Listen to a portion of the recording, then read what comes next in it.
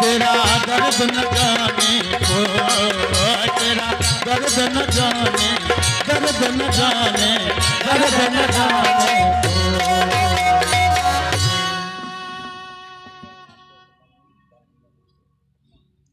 और ये हैं जितेंद्र मास्टर साहब और धर्मेंद्र मास्टर साहब के माता जी। इनके तरफ से हमें ये 100 रुपए का आशीर्वाद मिला है, सम्मान मिला है। आशीर्वाद सम्मान के लिए बहुत बहुत हार्दिक अभिनंदन। सब परिवार सानंद में जीवन व्यतीत करे, ये प्रभु से कामना है। आशीर्वाद सम्मान के लिए बहुत बहुत हार्दिक अभिनंदन। देखिए आप हैं सतीश कुमार सिंह जी, इनके तरफ से भी हमें 100 रुपए का सम्मान मिला है, आशीर्वाद मिला है। आशीर्वाद सम्मान के लिए बहुत बहुत हार्दिक अभिनंदन उन्हें। सौ परिवार सानंद में जीवन व्यतीत करे, ये प्रभु से कामना है। आशीर्वाद के लिए सम्मान के लिए बहुत बहुत हार्दिक अभिनंदन।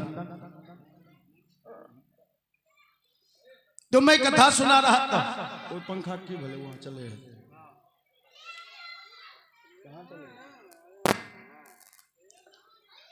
महाराज हरिश्चंद्र श्मशान घाट पहुंचा और श्मशान घाट पहुंचने के बाद धोती फाड़ करके यत्र तत्र जहां कटा हुआ था पट्टी बांधने लगे। अब उधर देखा जाए, महारानी सेव्या और रोहित के पास चला जाए। महारानी सेव्या रात रात भर चक्की चलाती और रोहित को क्या काम मिला था? ब्राह्मणी के 4 बच्चे थे, चारों बच्चे का जितना गंदा कपड़ा होता था, ब्राह्मणी चारों बच्चे के गंदे वस्त्र को एक पोटली बना देता था। रोहित अपने सर पर लेके पाठशाला था, उसी पाठशाला के बगल में एक तालाब था, उसी तालाब पे जाके नित्य रोहित वस्त्र को साफ करता, साफ करके पसार देता, सूख जाता, तब वस्त्र की गठरी बांध के लाता। और संध्या के समय ब्राह्मणी के 4 बच्चे को क्या करता रोहित? रोहित को 4 बच्चा ब्राह्मणी का 4 बेटा ले आता और रोहित को पकड़ के काठ गाड़ी में घोड़ा की तरह जोत दिया करता था। और ब्राह्मणी का 4 बच्चा काठ गाड़ी पर बैठ जाता और रोहित से उस गाड़ी को खिंचवाता।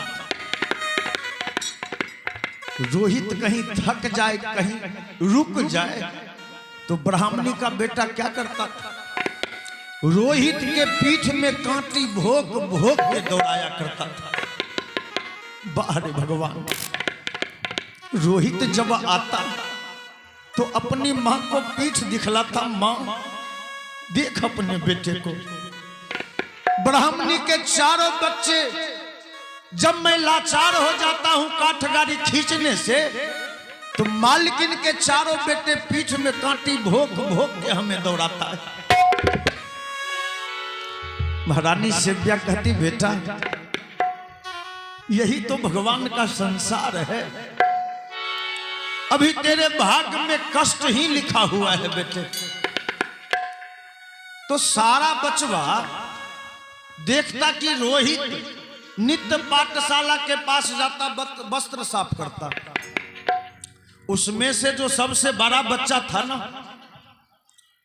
आज पाठशाला में अपने साथियों से कहा, है दोस्त, जब मास्टर साहब पढ़ा करके चले जाएंगे तो सारा बच्चा आज खेल के मैदान में रुकेगा, कुछ बात करना है। जब स्कूल में छुट्टी हो गई, मास्टर साहब चले गए, तो सारा बचवा खेल के मैदान में रुका और सब बचवा बड़ा बचवा से कहा कि ये भैया क्या बात है, क्यों रोका था हम सबों को? सबसे बड़ा बचवा जो था, सब बच्चा से कहा, ये दोस्त उसको पहचानते हो? सारा बचवा कहा, हाँ उसका नाम रोहित है, अपने गांव के ब्राह्मण के ही वो दोनों माँ बेटे नौकरी कर रहा है। वो बड़ा बच्चा कहा कि बस इतना ही जानते हो कि वो ब्राह्मणी के यहाँ नौकरी करता है? क्या इस बात की जानकारी नहीं है कि जब से रोहित अपने गांव में आया है उसको एक दाना से मुलाकात नहीं हुई है। इतने सारे बच्चे के रहते हुए एक बच्चा अगर दाना दाना के लिए तरफ के प्राण त्याग दे तो लानत हो हम सबों के जिंदगी पर। सारा बचवा क्या कहना चाहते हो भैया? कहा यही कहना चाहता हूं कि कल से एक समय का भोजन हम सब अपने अपने घर से लाके रोहित को देंगे। सारा बचवा पारी बांध लिया कि कल तुम लाओगे, परसों वो लाएगा, चौथा रोज वो लाएगा। अब रोहित को नित्य एक समय का भोजन जो मिलने लगा है ना, रोहित प्रसन्न रहने लगा है। रोहित को जब भोजन मिलता था, सारा बचवा भोजन कराता था, तो सारा बचवा से रोहित कहता है भैया जो दयावान है, दया करने वाले हैं, उन्होंने मेरे ऊपर आंख बंद कर लिए, तो तुम सब क्यों दया करते हो मेरे ऊपर? क्यों कर्जदार बनाते हो? काम मैं ब्राह्मणी का करता हूं और भोजन तुम सब हमें करवा देते हो। सारा बचवा कहता रोहित जब मैं तुमको भोजन करवा देता हूं ना, तो हम सारे बच्चों को बड़ा सुकून मिलता है भाई, और कभी इसका भी कीमत चुका देना रोहित। समय आएगा। एक दिन की बात, सारा बचवा मन में सोचा कि इतवार का दिन था, छुट्टी का दिन था। सारा बचवा सोचा कि आज रोहित को गेंद खेलने को मजबूर कर देंगे हम। आज तक रोहित को कभी खेलते नहीं देखे, काम करते ही देखे हैं, खेलते हम सब नहीं देखे। तो सारा बचवा विचार कर लिया। अब इधर सारा बचवा विचार किया, उधर विश्वामित्र भी सोचा कि अब अंतिम शस्त्र का भी इस्तेमाल करिए देते। क्या किया विश्वामित्र? विश्वामित्र नागलोक के लिए चल दिए और कहते चले हैं कि विष्णु के सज्जा पे सुलाने वाले, विष्णु के सज्जा सुलाने वाले, शंकर के गले को सजाने वाले, विष्णु के सज्जा पे सुलाने वाले, शंकर के गले को सजाने वाले, नाग देवता त्राहि मां, त्राहि मां, नाग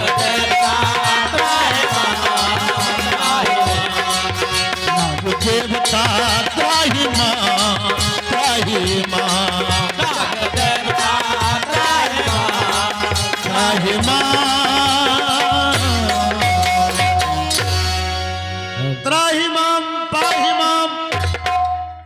त्राहि मां, त्राहि माम करते विश्वामित्र नागलोक पहुंच गए। नाग देवता कहे विश्वामित्र क्या बात है, आज मेरे दरबार में आप आके त्राहि माम कर रहे हो, क्या बात है? विश्वामित्र कहा कि हे नाग देवता, सबसे पहले आपको शपथ खाना होगा। आप शपथ खाओगे तब मैं यहां आने का प्रयोजन मैं आपको बताऊंगा। नाग देवता कहे विश्वामित्र क्या आपको मेरे ऊपर भरोसा नहीं है? विश्वामित्र कहे भरोसा की बात नहीं है, आप प्रतिज्ञा पहले करो। तो नाग देवता को प्रतिज्ञा करवा लिए, शपथ खिलवा लिए। तब विश्वामित्र कहा कि ऐ नाग देवता, एक रोहित नाम का बच्चा है जिसको आपको डस लेना है। नाग देवता कहे किस रोहित की बात कर रहे हैं आप? कहीं महाराज हरिश्चंद्र के बेटा रोहित की तो बात नहीं कर रहे हैं आप? हाँ, वही हरिश्चंद्र के बेटे रोहित को आपको डसना है। और आप हैं दिनेश ठेकेदार साहब, इनके तरफ से 100 रुपए का सम्मान है, पुरस्कार है। बहुत बहुत धन्यवाद।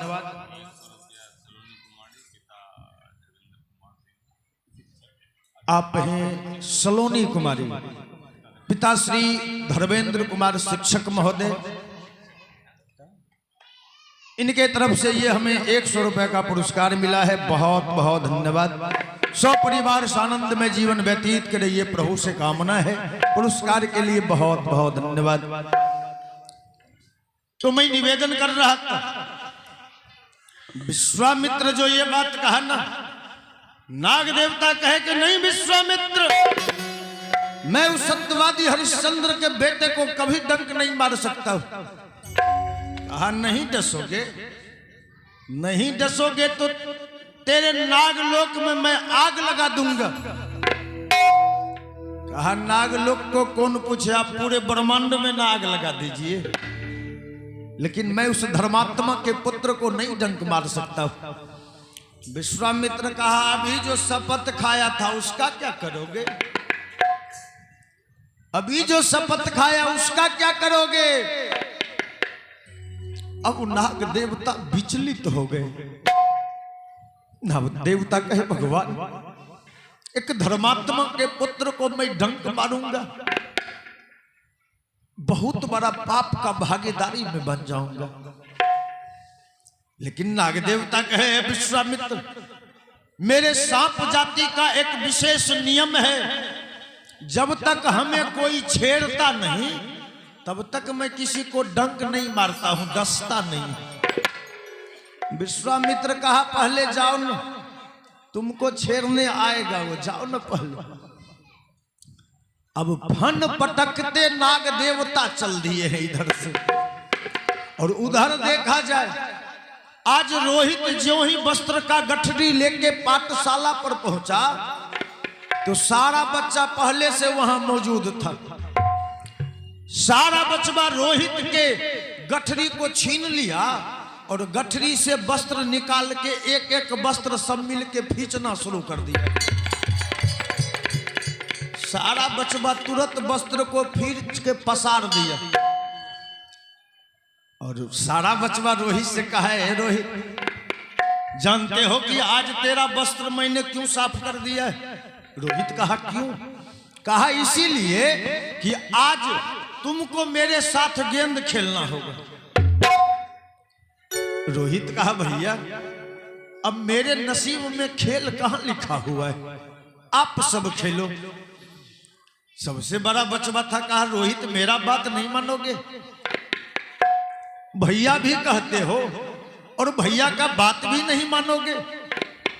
रोहित मन ही मन सोचा भगवान इसी के बदौलत हमें नित्य एक समय का भोजन मिलता है, अगर मैं इसकी बातों को काट दूंगा टाल दूंगा तो इसका हृदय दुख जाएगा। रोहित कहा ठीक है भैया खेलूंगा। अब सब मिलके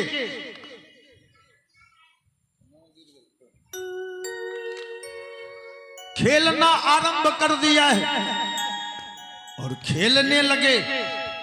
रोहित जिधर था ना अपने विरोधी के तरफ लगातार 4 गोल कर दिया। और 4 गोल जो कर दिया ना, रोहित एक बार जोरों से ठहाका लगा दिया।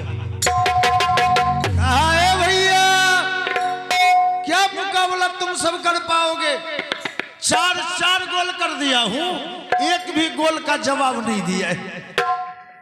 सबसे बड़ा बच्चा जो था ना मनी मन कहा भगवान अगर सर्वदा ये हंसी रोहित के मुख में रहता तो शायद कोई रात्रि अंधेरी नहीं होती। भगवान आपने रोहित के इस खुशी को हंसी को छीन क्यों लिया। तब तक एक बच्चा ने गेंद में ऐसा पांव मारा कि वो गेंद जाके नागराज के पीठ पर बैठ गया। नागराज चौंके कि गेंद मेरे पीठ पर। नागराज मन ही मन कहा भगवान रोहित को मेरे पास मत भेजना भगवान। तब तक में दूसरा बचवा कहा, ए रोहित भैया, तुम्हारे बगल से गेंद गुजरा है, जरा गेंद उठा के ले आओ। जो ही कहा रोहित तो दौड़ न गया, लेकिन सबसे बड़ा बचवा था, कहा कि ए बालक, जिसका जीवन ही काम करते करते नरक बना हुआ है, तुम भी उसी से काम करवाते हो, क्या तुम दौड़ के नहीं ला सकते थे? तब तक में तो रोहित दौड़ गया ना। आहो रोहित दौड़ा गया वहां, आहो दौड़ के गेंद पकड़ता है,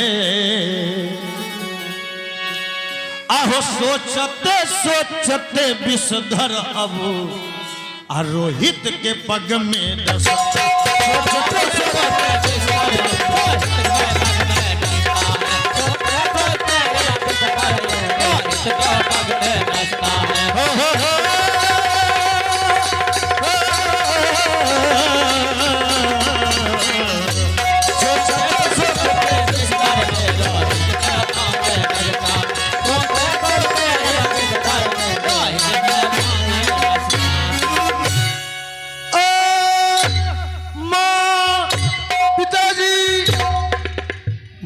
पिताजी कहते रोहित एक बार धाराशायी जमीन पर गिर गई। जब रोहित गिरा, देखा पांव, देखा नागराज कितनों कम जोर से काटना चाह रहे थे, लेकिन कोमल बच्चा था ना, रोहित का आधा तलहते ही नागराज खींच। रोहित देखा कि नागराज, रोहित एक बार कहा, भैया, हे भैया, अब मैं मरता हूं, तुम सब भी यहां से चल देना, मरते वक्त तुम्हें प्रणाम किया, जाकर मैया से कह देना। कहा भैया, इतने सारे भाई हो, क्या इसमें से कोई एक रोहित का रोल नहीं अदा कर सकते हो? क्या मेरी मां के लिए इसमें से कोई रोहित नहीं बन सकता है? सारा बचवा कहा, कुछ नहीं होगा रोहित, अभी उठा के मैं वैद्य जी के पास ले चलता हूं। लेकिन रोहित कहा, नहीं भैया, अब मैं चंद मिनट का मेहमान हूं। देख रहे हो नागराज को, नागराज ने मेरे तलहटी में डंक मार दिया। सारा बचवा बैठ करके बेजार आंसू बहाने लगे कि भगवान, रोहित मां को मैं क्या जवाब दूंगा? अहो कहते कहते अब वहां, अहो रोहित हो गए शाम। सर एक तरफ लुढ़क गया, सारा शरीर स्याह पड़ गया, और सारा बचवा बैठ के बेजार आंसू बहाने लगा है कि बना के क्यों बिगाड़ा रे, बना के क्यों बिगाड़ा रे, बिगाड़ा रे नसीबा, ऊपर वाले, ऊपर वाले, ऊपर वाले, ऊपर वाले, बना के क्यों बिगाड़ा रे,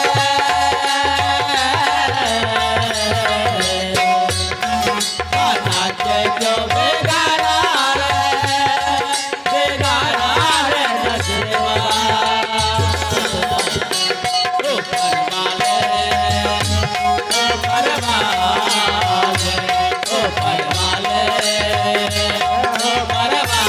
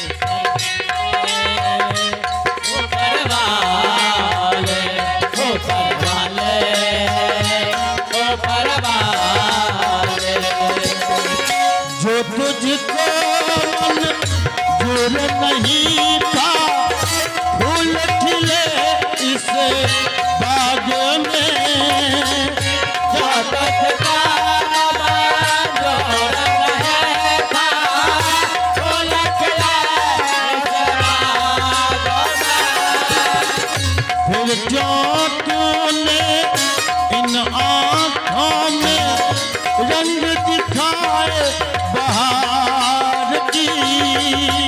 फिर क्या तो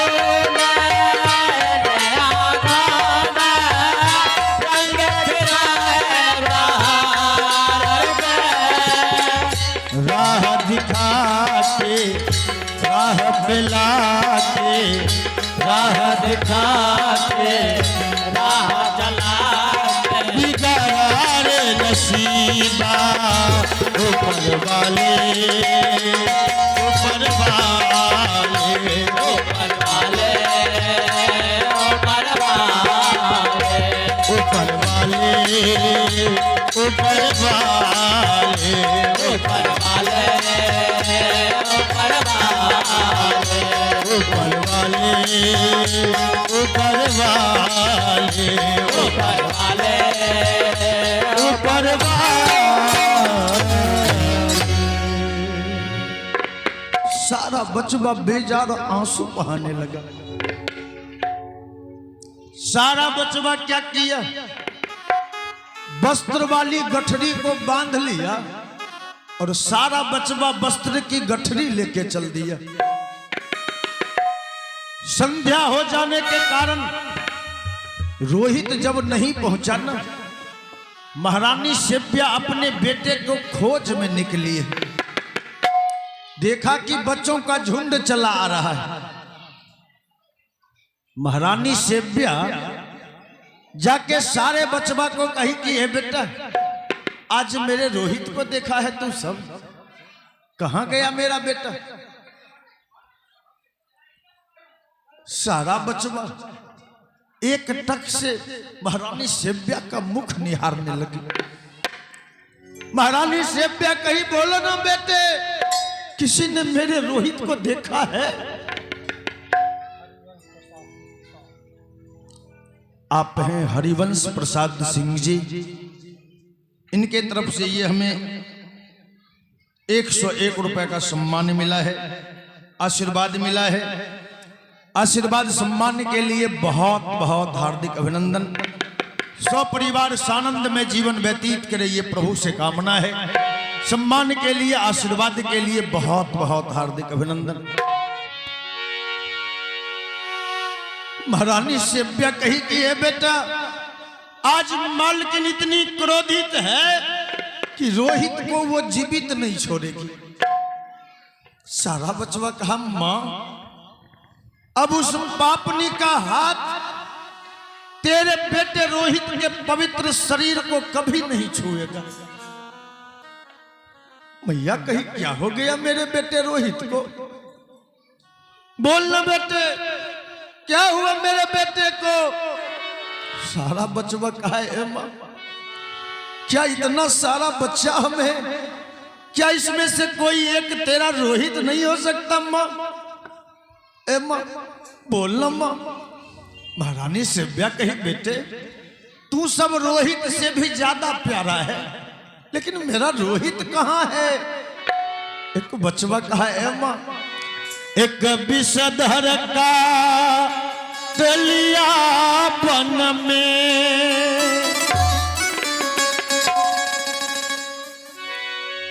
पुत्र मरण की कान में, अहो ज्यों पहुंची झंकार। किसी मां का बेटा मर गया हो। एक बार महारानी सेव्या कहीं नहीं रही,